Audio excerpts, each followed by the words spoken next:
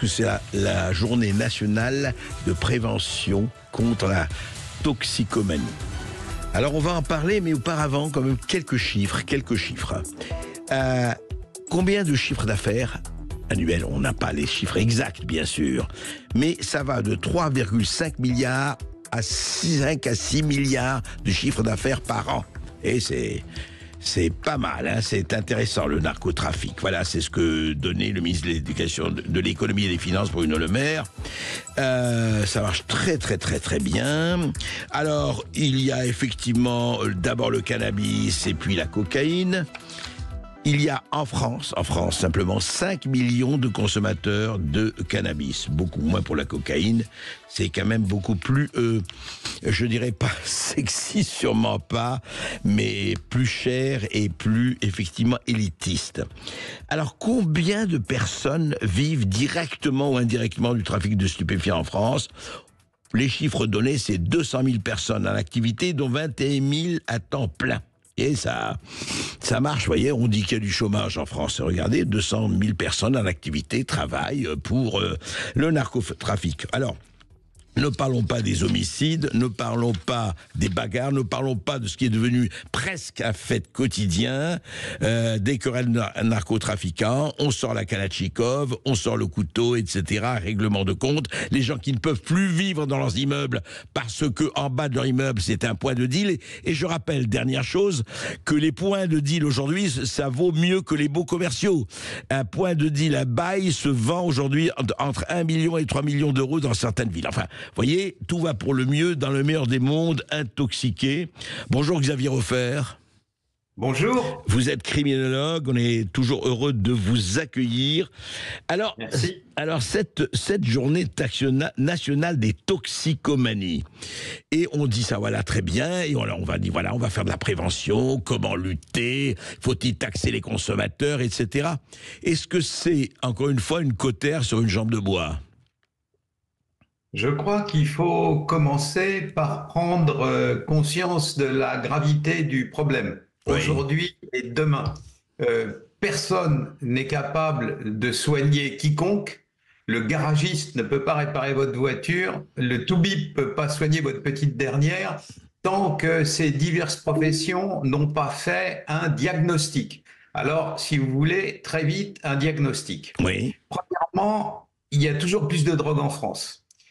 Quand on vous raconte ou qu'on nous raconte qu'on a saisi 10 kilos, 12 kilos, 15 kilos de hashish par-ci, par-là, la France en consomme plus d'une tonne par jour, c'est-à-dire entre 370 et 400 tonnes par an.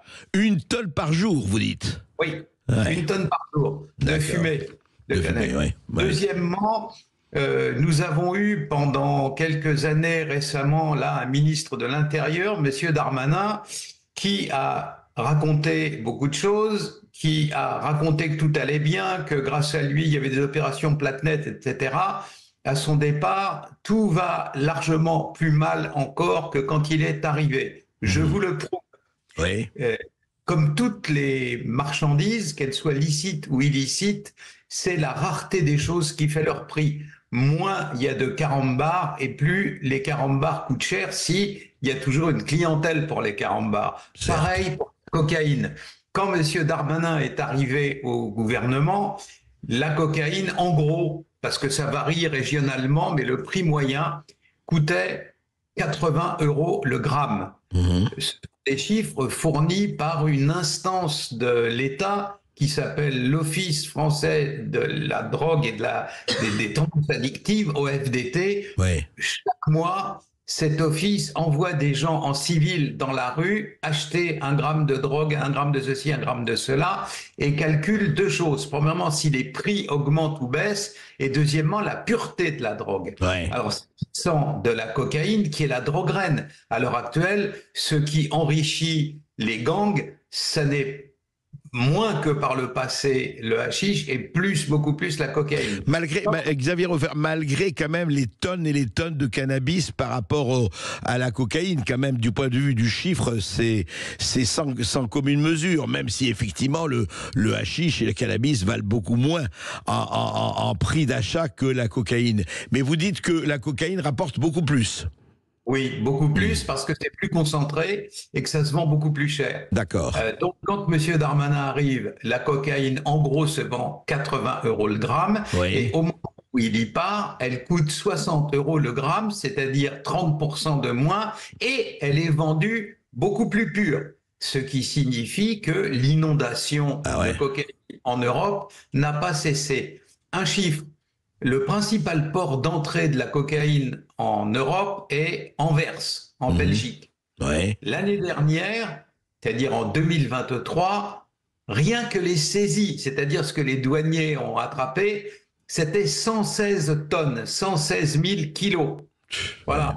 Et ce qui signifie que, comme ils sont loin naturellement de saisir tout, Bien la même sûr. année, en 2023, par ce seul port, c'est sans doute 500 ou 600 tonnes de cocaïne, 500 ou 600 000 kilos qui ont inondé toute Toute l'Union l'Europe. européenne, en Ouais. gros.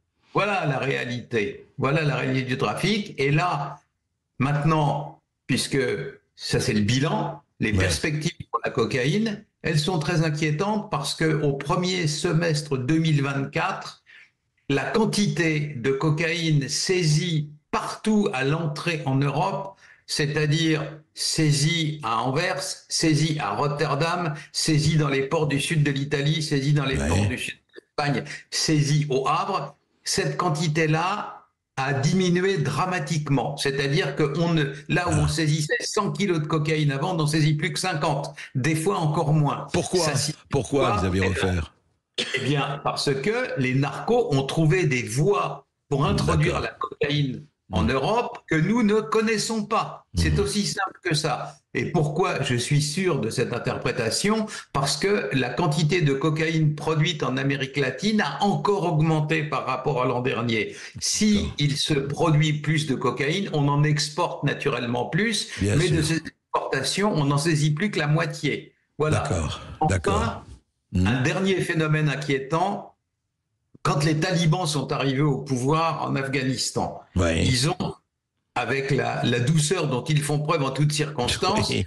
ils Oui. ont interdit la culture du pavot, le Mhm. pavot qui sert à faire l'héroïne. Absolument. Et donc, maintenant, nous avons la dernière récolte de pavot, donc de morphine, donc d'héroïne en fin de raffinage, qui Mhm. va arriver en Europe. Et après ça, ça sera zéro. C'était le plus gros producteur d'héroïne au monde, L'Afghanistan, l'Afghanistan. oui. Mhm. Cette héroïne est en train d'être remplacée par des produits de synthèse comme le fentanyl, Ouais. comme les nitazènes, qui sont 100 fois plus dosés, 100 fois plus purs que l'héroïne et qui donc font des overdoses mortelles beaucoup plus facilement que par le passé.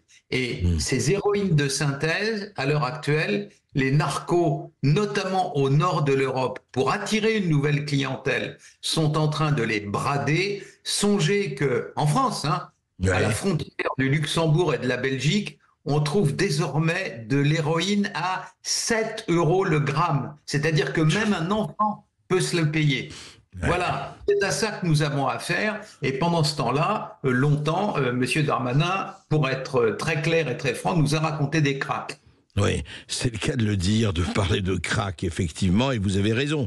On parle de 140 tonnes de stupéfiants saisis en France et à l'étranger en 2023, et comme vous dites, effectivement, les saisies ne sont que l'arbre qui cache la forêt.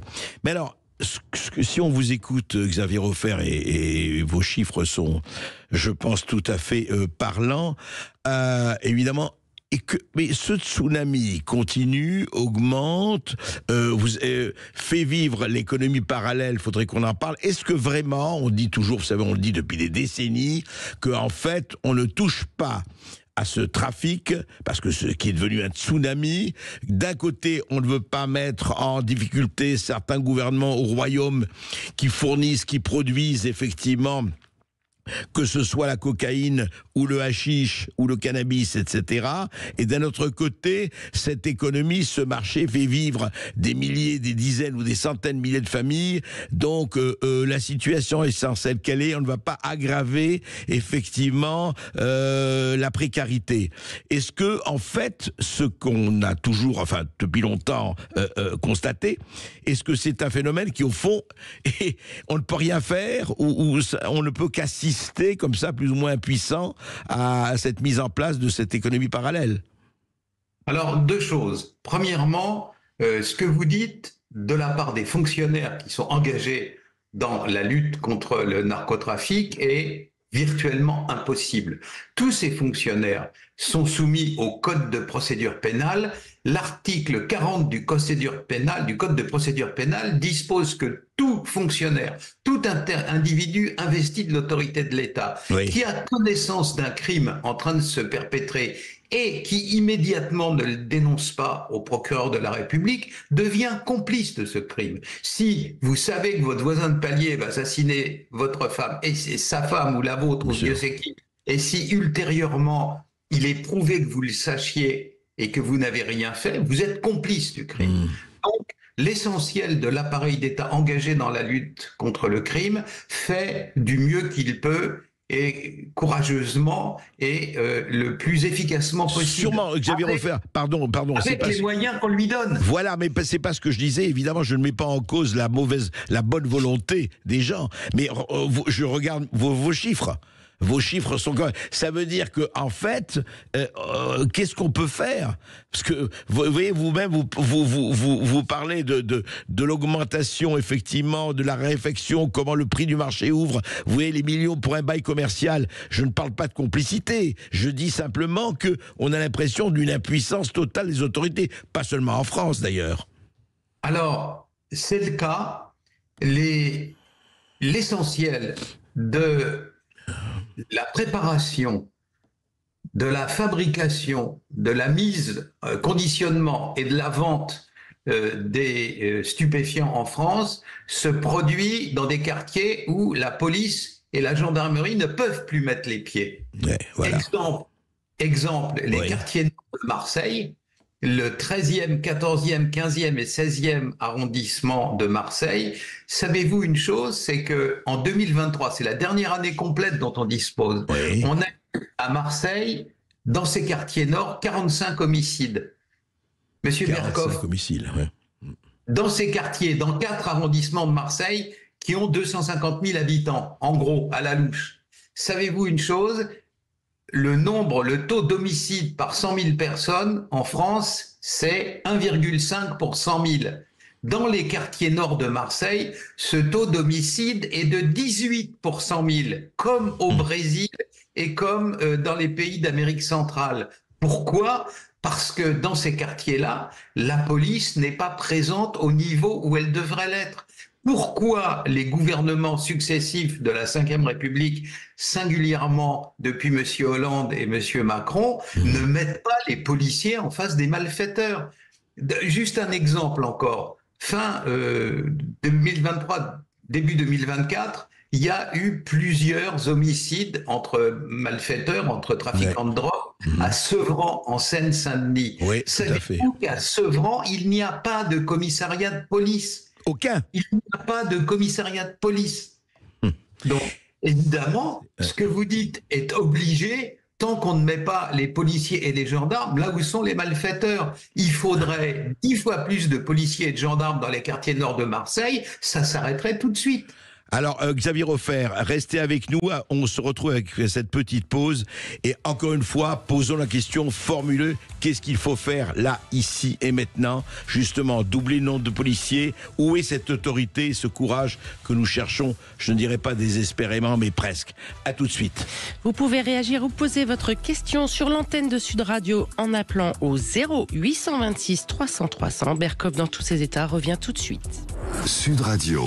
Journée de prévention contre la toxicomanie. Aujourd'hui, 15 octobre, et nous sommes toujours avec Xavier Roffer, le criminologue Xavier Roffer. Vous venez de donner un tableau lucide et terriblement lucide de la situation. Et on avait fini, Xavier Refer, sur le fait que, on disait, écoutez, vous mettez un peu plus de policiers, ou même beaucoup plus de policiers à Marseille et ailleurs. Est-ce qu'on revient toujours à la même antienne, au même refrain, mais ça fait je ne sais pas combien de temps, hein, ça ne date pas d'hier ni de Darmanin. Où est le courage? Où est l'autorité? Où sont les gens? Encore une fois, il ne s'agit pas de pointer du doigt tel ou tel. Mais enfin, qu'est-ce qui fait qu'on dit stop, au-delà de cette limite, votre ticket n'est plus valable, on ne peut plus accepter ça, on ne peut plus accepter les barrages. On sait très bien que dans certains quartiers, vous l'avez dit, on ne peut plus rentrer. Non seulement la police ne peut plus rentrer, mais si vous allez par là, et j'ai des amis qui sont allés là-bas, on leur demande carte d'identité, vous allez voir qui, vous allez où. Enfin, voilà, on supprime les frontières Schengen, mais on crée des frontières un peu partout, autour de la Tour Eiffel, dans les quartiers de Marseille, etc. On fait quoi, Xavier Refer?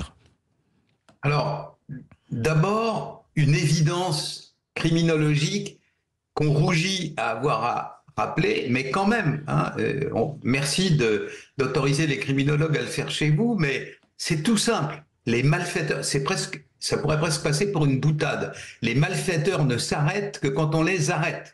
Oui. Tant qu'on les laisse faire, ils continuent. Bien sûr. Si on ne fait rien pour leur empêcher de vendre de la drogue, eh ben, ils continuent. Pourquoi? Parce que ça les enrichit et que c'est même le seul moyen qu'ils aient de gagner leur vie. Alors, ils vont pas s'arrêter de sitôt d'eux-mêmes parce que, vous parliez tout à l'heure de Madame Rousseau ou d'autres, leur disent « mais c'est pas bien ce que vous faites, vous n'êtes pas sympa, veuillez arrêter s'il vous plaît ». Les malfaiteurs ne s'arrêtent que quand on les arrête. Et puis, deuxièmement, quant à la riposte de l'État, moi j'ai la réponse, je la connais.